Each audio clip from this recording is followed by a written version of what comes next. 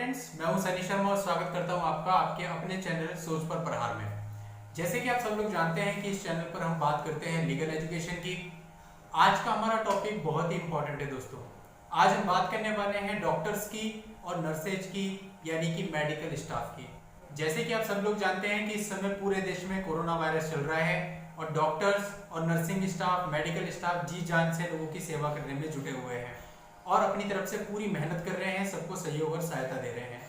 लेकिन वहीं कुछ खबरें ऐसी भी आ रही हैं कि जब कोरोना वायरस का मरीज प्राइवेट हॉस्पिटल्स में जा रहा है तो वो कोरोना के नाम पर उसका जमकर शोषण कर रहे हैं।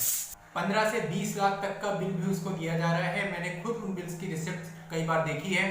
आप लोगों ने भी सोशल मीडिया में इस तरह की रिसिप्ट बड़े बड़े हॉस्पिटल्स के देखी होगी। इसके साथ साथ प्रैक्टिकल बात यह भी है कि कई बार जब हम डॉक्टर से इलाज कराने जाते हैं तो कई बार पैसों की कमी के कारण वो आपको भर्ती नहीं करते। कई बार हम न्यूज में ये भी पढ़ लेते हैं कि भाई गर्भवती महिला को समय से भर्ती ना करने के कारण उसके बच्चे की डेथ हो गई या फिर गर्भवती महिला की डेथ हो गई। कई बार आपने ये भी सुना होगा कि केवल इसलिए आपका ऑपरेशन 5 दिन लेट किया जाता है ताकि आप 5 दिन तक हॉस्पिटल में एडमिट रह सकें और 5 दिन का रूम का किराया और जो बाकी के उनके खर्चे होते हैं वो जोड़ के आपका मोटा ताजा बिल बन सके। इसके साथ साथ ये भी आपने पाया होगा कई बार डॉक्टरों की लापरवाही के कारण किसी की जान चली जाती है और ये भी देखने में आता है कि कई बार मरीज को आईसीयू में रखा जाता है और उसकी मृत्यु होने पर उसके परिजनों को बताया तक नहीं जाता कि वो मर गया, ताकि जो आईसीयू के चार्जेस हैं, वेंटिलेटर के चार्जेस हैं, उसकी मोटी रकम उसके परिजनों से वसूली जा सके और तब तक वो शव को नहीं देते जब तक कि वो सारी पैसा उन्हें मिल नहीं जाता। इस तरह की घटनाएं आए दिन अखबारों में आती रहती हैं और हो सकता है आप में से बहुत सारे लोगों ने ऐसी प्रॉब्लम्स फेस भी करी हो। आज का ये वीडियो मैं खुद के पर्सनल एक्सपीरियंस पे बना रहा हूँ। मेरे साथ खुद इस तरह की घटनाएं हो चुकी हैं। एक डॉक्टर साहब की लापरवाही के कारण मेरी मम्मी का जो मुंह है, चेहरा है, वो खराब हो गया था। उन्होंने उनके दांतों का गलत ट्रीटमेंट किया था। इसके साथ साथ मेरी मौसी के एक ट्रीटमेंट में उनका एक ऑपरेशन हुआ था। उन्होंने ऑपरेशन कराया, स्टिचेस लगे, बहुत सारा पैसा भी लगा और काफी दर्द सहने के बाद भी ऑपरेशन के बाद जब उन्हें पेन होने लगा तो उसका चेकअप हुआ। जब अल्ट्रासाउंड हुआ तो पता चला कि जिस पथरी का ऑपरेशन कराया था उसका एक पार्ट डॉक्टर साहब ने अंदर ही छोड़ दिया है। कहने पर वो नहीं माने और अपनी गलती को स्वीकार भी नहीं किया, बल्कि दोबारा ऑपरेशन करने को कहने लगे और उतनी ही राशि फिर से मांग करने लगे। ये उस समय की बात है जब मैं बहुत छोटा था। तो क्या दोस्तों ऐसी किसी घटना में हम लोग कुछ कर सकते हैं? यही हमारा आज का टॉपिक है और आज मैं आपको पूरी बात बताऊंगा कि अगर आपके साथ इस प्रकार की कोई घटना किसी डॉक्टर्स के द्वारा कर दी गई है तो आप क्या कानूनी कार्रवाई कर सकते हैं, किस तरह से उस पर कानूनी कार्रवाई कर सकते हैं, अपना बचाव कर सकते हैं और कंपनसेशन की राशि उस डॉक्टर से ले सकते हैं। तो दोस्तों वीडियो में स्टार्टिंग से एंड तक बने रहिएगा। आज मैं आपको इसकी पूरी प्रोसेस बताऊंगा। आपके साथ अगर ऐसी कोई घटना हुई है या आपके कोई सवाल है तो आप मुझसे कमेंट सेक्शन में पूछ सकते हैं। और आगे बढ़ने से पहले आपसे कहना चाहूंगा कि अगर आप हमारे चैनल पर नए हैं और आपने अभी तक हमारे चैनल को सब्सक्राइब नहीं किया है तो सब्सक्राइब जरूर कर लें और नोटिफिकेशन आइकन पर जरूर क्लिक कर लें ताकि जब भी मैं ऐसी कोई लीगल पोस्ट लेके आऊँ उसकी जानकारी आपको सबसे पहले मिले। तो दोस्तों अगर आपके साथ कुछ ऐसा होता है कि डॉक्टर की लापरवाही के कारण किसी की जान चली जाती है, किसी का पैसा चला जाता है या आपका मेंटल हैरेसमेंट होता है या फिर फिजिकल हैरेसमेंट होता है या किसी और प्रकार का नुकसान आपको पहुंचता है तो आप उस हॉस्पिटल के खिलाफ, उस पर्टिकुलर डॉक्टर के खिलाफ कानूनी कार्रवाई कर सकते हैं। क्योंकि डॉक्टर जो आपको फैसिलिटीज प्रोवाइड करते हैं वो सर्विस में आती हैं, यानी कि डॉक्टर ने अपनी सर्विस को ठीक तरह से नहीं निभाया तो इसके लिए ये कंज्यूमर प्रोटेक्शन एक्ट के दायरे में आता है। यानी कि यदि कोई डॉक्टर अपनी सर्विसेज में लापरवाही करता है और उसकी लापरवाही के कारण आपका नुकसान होता है तो आप कंज्यूमर फोरम में उस डॉक्टर और उस हॉस्पिटल के खिलाफ कंप्लेंट दर्ज करा सकते हैं और कंप्लेंट दर्ज करा के अपना कंपनसेशन मांग सकते हैं। जितना आपका नुकसान हुआ है वो भी मांग सकते हैं और इसके साथ साथ कोर्ट आपको कंपनसेशन भी देती है। अब दोस्तों समझ लेते हैं कि इसके लिए आपके पास क्या क्या डॉक्यूमेंट्स होने जरूरी है।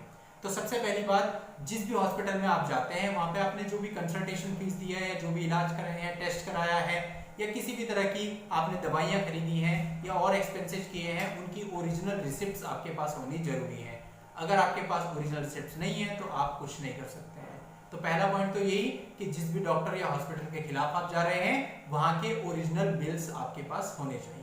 इसके अलावा हमें डॉक्यूमेंट्स में कुछ नहीं चाहिए होता है। अब कंज्यूमर फोरम में आप केस दाखिल कर सकते हैं। अब आप जो केस फाइल करेंगे उसका प्रोसीजर ये है कि सबसे पहले आप उस हॉस्पिटल को या उस डॉक्टर को जिसके खिलाफ भी आप कंप्लेंट करना चाह रहे हैं उसको एक नोटिस सर्व करेंगे। नोटिस में आप बताएंगे कि आपने ऐसे ऐसे इस डेट पर आपसे इलाज कराया था और जब आपसे इलाज करवाया तो मुझे इससे फायदा नहीं मिला बल्कि इसकी जगह मुझे नुकसान हो गया, यानी कि जो भी आपको नुकसान हुआ हो, जो भी घटना आपके साथ घटी हो, उसका पूरा विवरण आप उसमें लिखेंगे और डॉक्टर साहब को कहेंगे कि जो मेरा नुकसान हुआ है इसके लिए मुझे इतना कंपनसेशन चाहिए, आप इस कंपनसेशन को दे दीजिए। यदि आप 15 दिन के अंदर अंदर ये कंपनसेशन की राशि पे नहीं करते हैं तो मैं आपके खिलाफ कंज्यूमर कोर्ट में जाऊंगा। ये नोटिस आपको सर्व करना है। अब 15 दिन आपको वेट करना है, 15 डेज का टाइम डॉक्टर साहब के पास होगा। अब इसके बाद उनके पास दो ऑप्शन होंगे, या तो वो आपसे बात करेंगे और बात करने के बाद आपको कंपनसेशन की अमाउंट दे देंगे, या फिर जो भी आपका समझौता होगा वो आपस में आप लोग डिसाइड कर लेंगे। दूसरा ऑप्शन ये है कि डॉक्टर साहब आपसे कोई बात नहीं करते हैं बल्कि अपना वकील करके आपके नोटिस का जवाब देते हैं। तो अगर ऐसा होता है तो जैसे ही उनका नोटिस आपको प्राप्त होता है इसके तुरंत बाद आप कंज्यूमर कोर्ट में केस फाइल कर सकते हैं। कंज्यूमर कोर्ट 3 पार्ट्स में डिवाइडेड है, district consumer forum, state commission और नेशनल कमीशन। अब ये डिपेंड करता है कि आपका जो नुकसान है वो कितना है, उसके अकॉर्डिंग ही आपका जुरिसडिक्शन तय होगा। यदि उन डॉक्टर साहब की वजह से आपको 1 लाख से 20 लाख रुपए तक का नुकसान हुआ है तो आप डिस्ट्रिक्ट कंज्यूमर फोरम में अपनी केस को फाइल करेंगे, और यदि आपका जो नुकसान है वो 20 लाख रुपए से लेकर 1 करोड़ रुपए तक हुआ है तो आप स्टेट कंज्यूमर फोरम में अपनी जो केस होगा उसको फाइल करेंगे, और यदि आपका नुकसान 1 करोड़ से भी ज्यादा है तो आप नेशनल कंज्यूमर फोरम में अपने केस को फाइल करेंगे। अब जब आप एक बार केस को फाइल कर देंगे तो केस फाइल करने के बाद आपके जो डॉक्टर साहब होंगे उनका वकील जो होगा वो आपकी पिटीशन यानी आपके केस का वहां पर जवाब देगा। अब इस जवाब के आने के बाद आपको मौका मिलेगा अपनी तरफ से एविडेंस यानी कि सबूत पेश करने का। अब आपके पास जो भी सबूत हो, जो भी आपने पेमेंट किया है, किसी बैंक से किया है, उसकी एंट्री हो सकती है, या फिर आपके पास और कोई मेडिकल, कई बार ऐसा भी होता है कि डॉक्टर साहब ने आपको कोई रिपोर्ट दी है और जब आपने बाहर से टेस्ट कराया तो वो रिपोर्ट कुछ और आई थी, तो आप उन रिपोर्ट की कॉपी लगा सकते हैं, या किसी भी तरह की एविडेंस जिससे साबित होता हो कि डॉक्टर साहब गलत कह रहे हैं, डॉक्टर साहब ने लापरवाही की है, या फिर ऐसा कोई गवाह भी आप पेश कर सकते हैं। जब आप अपने सारे एविडेंस दे देंगे इसके बाद डॉक्टर साहब को भी डिफेंस में एविडेंस देने का मौका मिलेगा, तो डॉक्टर साहब भी अपनी तरफ से जो भी उनके पास सबूत होंगे अपने बचाव में पेश कर सकते हैं। जब दोनों की तरफ से सबूत पेश हो जाते हैं इसके बाद फाइनल आर्ग्यूमेंट होता है। फाइनल आर्ग्यूमेंट में आपका जो वकील होगा वो और जो डॉक्टर साहब का वकील होगा वो, उन दोनों के बीच में बहस होगी, कोर्ट दोनों की बहस को सुनेगी, सारे एविडेंस को देखेगी और उसके बाद अपना फैसला सुनाएगी। तो दोस्तों आपको बताना चाहूंगा कि कंज्यूमर फोरम के जो फैसले होते हैं ये 90% कंज्यूमर के हक में जाते हैं, इसलिए आपको चुप बैठने की या डरने की बिल्कुल भी जरूरत नहीं है। आपको एक एग्जांपल बताता हूँ। कुछ समय पहले एक सुपरमार्केट में बिल बनाते वक्त उसमें कैरी बैग के 5 रुपए जोड़ दिए गए और इस 5 रुपए के लिए उस सुपरमार्केट पे कंज्यूमर ने केस कर दिया कंज्यूमर प्रोटेक्शन फोरम में, और कंज्यूमर प्रोटेक्शन ने उस कंज्यूमर की सुनी और उस सुपरमार्केट को एक बहुत अच्छी खासी राशि कंपनसेशन के रूप में उस कंज्यूमर को देनी पड़ी।